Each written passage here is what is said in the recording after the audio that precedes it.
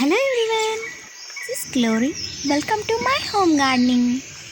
ఈరోజు వీడియోలో మనం carissa carandas గురించి తెలుసుకోబోతున్నాం. దీనిని తెలుగులో వాక్కాయ మరియు కలిమికాయ అని పిలుస్తారు. దీని యొక్క జన్మస్థానము భారతదేశము.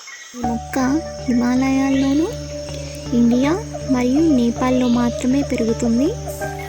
In India Rajasthan, Gujarat, Bihar, west Bengal, Uttar Pradesh, Andhra Pradesh, Telangana, Maharashtra మరియు గోవా ఈ ప్రాంతాల్లో ఈ మొక్క మనకి దొరుకుతుంది. ఈ కాయల్ని మన రాష్ట్రంలో ఎక్కువగా పచ్చళ్ళకు పెట్టుకోవటానికి వాడతారు. ఈ మొక్క కాయడానికి మనకి 2 సంవత్సరాలు టైం పడుతుంది. వానాకాలంలో ఎక్కువగా కాస్తాయి. ఆగస్ట్ నుండి డిసెంబర్ వరకు కాస్తాయి. లేతగా ఉన్నప్పుడు తెల్లగా ఉండి తొడిమ దగ్గర ఎర్రగా ఉంటాయి.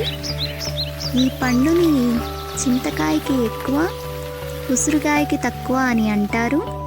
వీటిని పంట చేలుల్లో కంచెలుగా వాడతారు పల్లెటూరుల్లో. ఎందుకంటే పొలాల్లో వీచే గాలులను అదుపు చేయడానికి ఈ మొక్కని కంచెగా వేస్తారు. ఈ మొక్క సుమారు 300 నుండి 1800 మీటర్ల హైట్లో పెరుగుతుంది. పండులో 4 నుండి 8 గింజలు ఉంటాయి. వీటిని చెట్టు నుండి కోస్తే పాలు గారుతాయి. ఈ మొక్కని గుర్తుపట్టడం చాలా తేలికైనది. ఈ మొక్కకి ముళ్ళు ఉంటాయి, అలాగే పాలు కారుతాయి. ఇప్పుడు మనం ఈ పండు వల్ల ఉపయోగాలు ఏంటనేది తెలుసుకుందాం. పండులో iron, vitamin C, vitamin A, phosphorus ఎక్కువగా ఉంటుంది. పురాతన కాలంలో ఈ పండుని తిని ఎన్నో రకాల వ్యాధుల్ని నయం చేసుకునేవాళ్ళు. ఆయుర్వేదిక్ మెడిసిన్లో ఈ పండుని వాడి ఎన్నో రకాల వ్యాధుల్ని నయం చేసుకోవచ్చని డాక్టర్లు చెప్తున్నారు. ఇది యాసిడిటీ తగ్గిస్తుంది. డైజెషన్ సమస్యలు ఏమన్నా ఉంటే తగ్గిపోతాయి. మనకు ఎక్కడైనా దెబ్బ తగిలినట్లయితే వీటి ఆకుల్ని తీసుకొని అక్కడ మెత్తగా దంచి వాటిని అక్కడ పెట్టినట్లయితే ఆ నొప్పులని తగ్గిపోతాయి. చర్మ వ్యాధులు తగ్గిపోతాయి. యూరినరీ డిసార్డర్ సమస్యతో బాధపడే వాళ్ళు కూడా ఈ మెడిసిన్ వాడినట్లయితే అది తగ్గిపోతుంది. డయాబెటీస్ ఇంకా అల్సర్ సమస్యలు కూడా తగ్గిపోతాయి. కడుపుల నొప్పితో బాధపడే వాళ్ళు కూడా ఈ మందు తీసుకున్నట్లయితే కడుపుల నొప్పి తగ్గుతుంది. అనేక చర్మ వ్యాధులను నయం చేసుకోవచ్చు.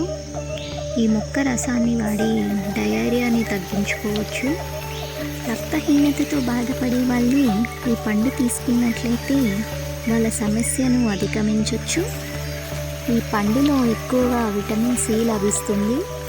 ఈ పండు షుగర్ లెవెల్స్ని తగ్గిస్తుంది మరియు ఆకలి లేని వారికి ఈ పండు పనిచేస్తుంది. ఇతర సమస్యలతో బాధపడే వాళ్ళకు ఇది ఒక గొప్ప ఔషధంలా పనిచేస్తుంది. ఈ కలిమికాయలతో పచ్చడి పెట్టుకోవచ్చు. అలాగే ఈ కాయల్ని జామ్ లాగు మరియు చెర్రీస్లా వాడతారు. ఈ కాయలతో పప్పు చేసుకున్నట్లయితే ఎంతో టేస్టీగా ఉంటుంది. ఒక్కసారి తింటే మళ్ళీ మళ్ళీ తినాలనిపిస్తుంది. ఈ పండుతో మనం జ్యూస్ చేసుకోవచ్చు. చూసారు కదండి ఈ వాక్కాయ వల్ల ఎన్ని ఉపయోగాలు ఉన్నాయో. మరి ఇంకెందుకు ఆలస్యం, వెంటనే వాక్కాయ చెట్టుని మీ గార్డెన్లో వేసుకోండి. ఈ వీడియో చూసిన వాళ్ళు వాక్కాయ తినడానికి ఎక్కువగా ఇష్టపడతారనుకుంటున్నాను. పండు ఎంత ఎర్రగా ఉంటుందంటే చాలా అందంగా ఉంటుంది. ఇది పండిన తర్వాత నల్లగా మారుతుంది.